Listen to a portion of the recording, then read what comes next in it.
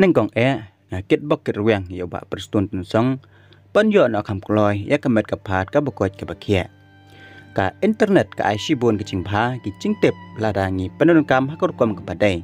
bat kan ni ka chu kala ban penbong ya ki babon lang bang ki comment ha ki social media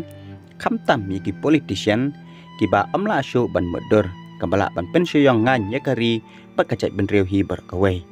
ka bangi nget ba ka dai kari tip rew tu blai oi ka don bet ka chingbom yas nguthu ne ya hap ka sen syar ka khadar hendrai haba pang basitom ka ba bengen yabu syurut ya ka politik ya ka ba amla man ya khlak lang namar baro ni ya yo pang ya ki komentomen namala pule de ki babon hatu ngin hikai khun ki kiti ki para padang red ban long kum ne kat kum ka artikel ka khandai berkat 1 berkat e jangka constitution jangkari lai bor ban kren tho ne pen i lai luan klam da chip tieng henry kan pha shibun ban pen rap lang daladehi bat ka chingi tiplam namar ka pen mi ya ka ra bat ka pen mong ki wei bat kari india hi bon seng yu i bat tang nakadaw balek bakala ne kren tomat lapoi syaka yang besar kidan ruki komen ikamba kila shim ya ka bor ublai haladehi kibala tip ka e ka banjia kila rai pen rami ki wei wat uji suru umnot ban shim ya ka bor blai halade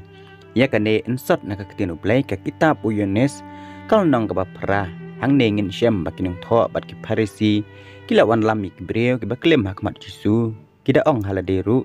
bakat kum ka hukum umasas ladai ban len thamau ya ki bakum kita kida keliru me temi ong kumno kadai ka cingkli ka ba e bha ya ubreu ban cubab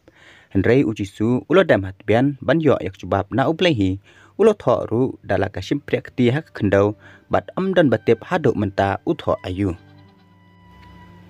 bat haden kata ula penyeng yelade ulo ong yaki ba uta ba klampop na penang jungki unan tham nang kong ya umau haka aku cubab ka babyang bha haduk ba paro kilacan yamram